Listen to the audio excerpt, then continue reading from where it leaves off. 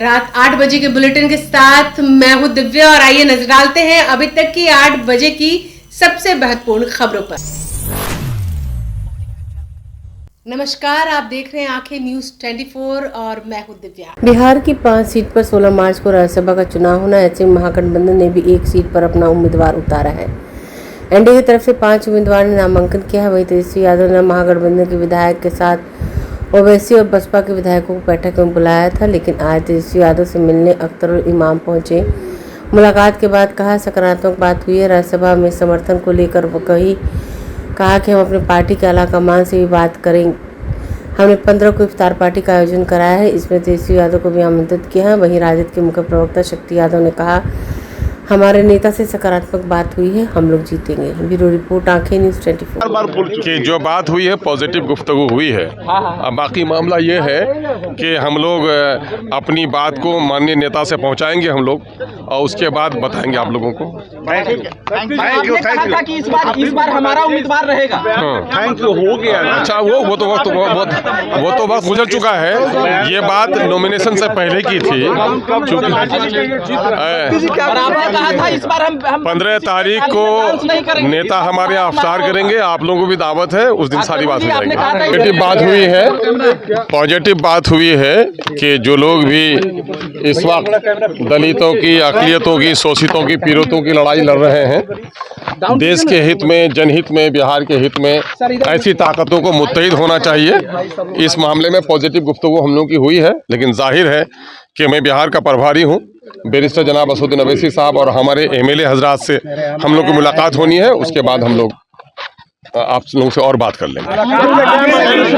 अरे पॉजिटिव बात हुई है तो पॉजिटिव का मतलब समझिए, पॉजिटिव इज पॉजिटिव। सवाल है सर कि आप यकीनन है, शुभ संकेत है। पॉजिटिव का मतलब ही शुभ संकेत है। जहां पर खड़ा हूं उसके साथ मैं कह रहा हूं कि पॉजिटिव गुफ्तगू हुई है ना, तो आपको तो कह दिया आदिल साहब।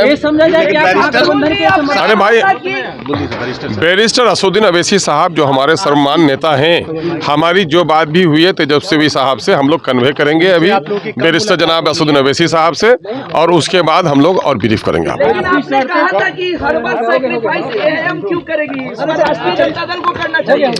ठीक है, वो मौका तो चूंकि नॉमिनेशन के वक्त ही जा चुका। मैंने कहा था जनाब तेजस्वी साहब से कि इस बार हमें मौका दीजिए और आगे हमारा साथ लीजिए। अब तो नॉमिनेशन का वक्त गुजर चुका है, हम लोग उस बात को भुला रहे हैं और आगे जैसा होगा। मैं समझता हूँ, उर्दू की एक पंक्ति में कहता हूँ कि दिल से दिल भी मिल जाएगा, हाथ पर लेकर हाथ चलो, जहाँ तलक है एक ही रास्ता वहाँ तलक तो साथ चलो। तो ये हम लोग कोशिश कर रहे हैं। अच्छा, मैं कह रहा हूँ 15 तारीख को अफ्तार में नेता हमारे यहाँ होंगे, उस वक्त आप लोगों को सारी बात बताएंगे। उन्होंने स्पष्ट तौर पे कहा कि बात पॉजिटिव हुई है नेता प्रतिपक्ष और राष्ट्रीय कार्यकारी अध्यक्ष आदरणीय तेजस्वी जी के बीच में, और वो सकारात्मक होगा, अच्छा होगा। नमस्कार, आप देख रहे हैं आंखें न्यूज 24 और मैं हूं दिव्या। बिहार में हड़ताल पर अड़े अंचलाधिकारी और राजस्व अधिकारियों पर कठोर कार्रवाई की तैयारी है। तीसरे दिन बुधवार को भी यह अफसर हड़ताल पर रहे। इस कारण राज्य के आधे से अधिक अंचल कार्यालयों में कामकाज ठप रहा। जमीन से जुड़े कार्यों के साथ ही प्रमाण पत्र का काम भी प्रभावित है। वहीं हड़तालियों पर अब सरकार ने कड़ा रुख अपनाने का निर्णय लिया है। राजस्व भूमि सुधार विभाग ने बिहार राज्य सेवा संवर्ग के अधीन कार्यरत पदाधिकारियों की उपस्थिति की रिपोर्ट जिलों से मांगी है। इसके लिए भू अभिलेख और परिमाप निदेशालय, भू अर्जन निदेशालय, चकबंदी निदेशालय के निदेशक के साथ ही सभी प्रमंडलीय आयुक्त और समाहर्ताओं को पत्र भेजा गया है। विभाग ने कहा कि राजस्व सेवा के अधिकारी बीते 9 मार्च से हड़ताल पर हैं।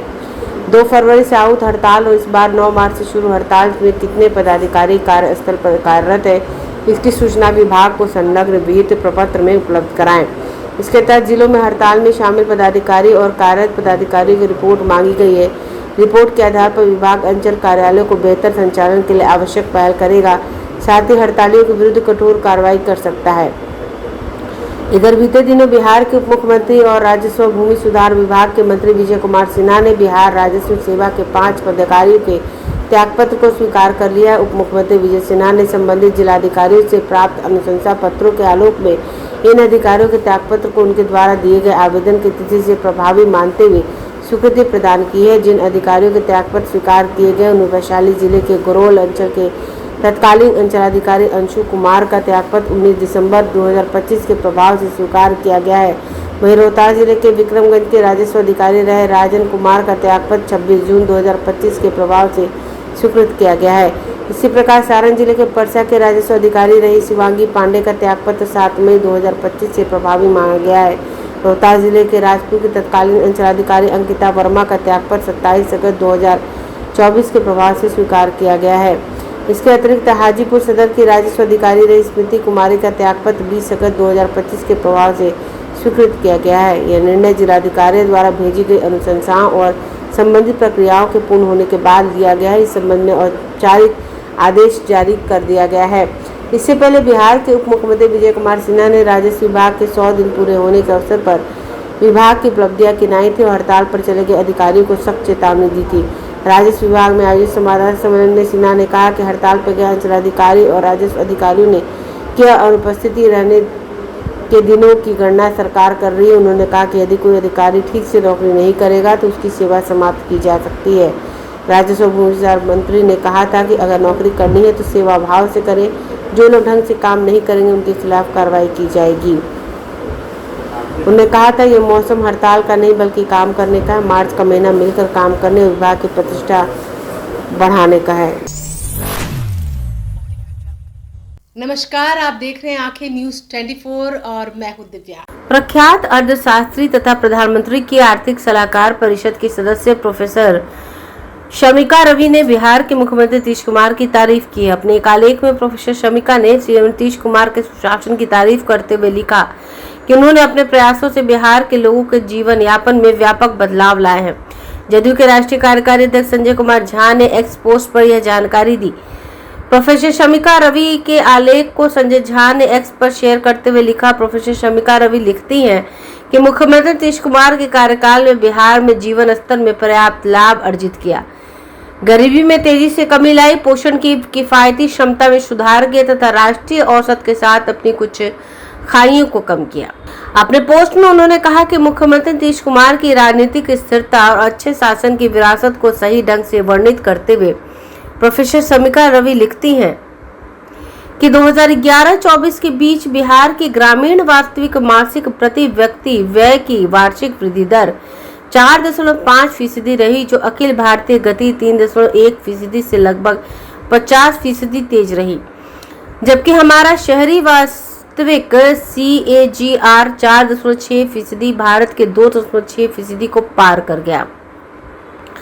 संजय झा ने लिखा, इस आलेख में विस्तार से बताया गया है कि मुख्यमंत्री के दूरदर्शी नेतृत्व के तहत बिहार ने रणनीतिक और महत्वपूर्ण प्रगति कैसे की।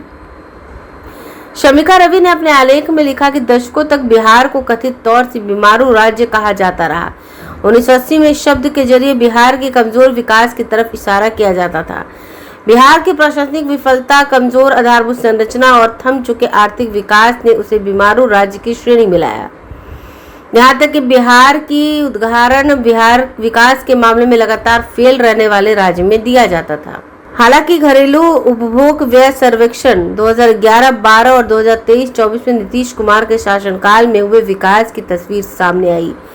ये सर्वे कहता है कि सर्वे ने बिहार को लेकर लोगों की सोच बदली। सर्वे से पता चलता है कि बिहार में लोगों के रहन सहन में काफी परिवर्तन हुआ है, गरीबी घटी है, राज्य के लोगों की वहन क्षमता बढ़ी है। समाचारों में वक्त हो चला एक छोटे से अंतराल का। पटना में कई वर्षों से शिक्षा में अहम योगदान दे रहा है Gyansthali high school Alamganj Patna city, जहां 10वीं और 12वीं की बोर्ड परीक्षाओं में 100% अंक प्राप्त कर रहे हैं बच्चे। एक ऐसा स्कूल जहां न केवल होती है पढ़ाई बल्कि साथ ही साथ होती है कल्चरल एक्टिविटी, स्पोर्ट्स एक्टिविटी से जुड़े गेम्स, मैथ ओलंपियाड से लेकर साइंस ओलंपियाड, जहां बच्चों के लिए स्कूल कैंपस अत्याधुनिक सुविधाओं से लैस, छोटे बच्चों के लिए वाहन और ट्रांसपोर्ट की विशेष सुविधा। तो देर किस बात की, आज ही कराएं अपना नामांकन Gyansthali high school Alamganj Patna city में, जहां नामांकन की प्रक्रिया जारी है। संपर्क करें पुलिस चौकी Alamganj main road near Alamganj थाना पटना बिहार 800007। ब्रेक के बाद आपका फिर से स्वागत है। नमस्कार, आप देख रहे हैं आंखें न्यूज 24 और मैं हूं दिव्या। बाहर से कुछ होता दिख नहीं रहा, लेकिन बिहार में मुख्यमंत्री नीतीश कुमार के बाद बीजेपी अपने किस नेता को सीएम की कुर्सी पर बिठाएगी, इसे लेकर पर्दे के पीछे से खेल चल रहा है।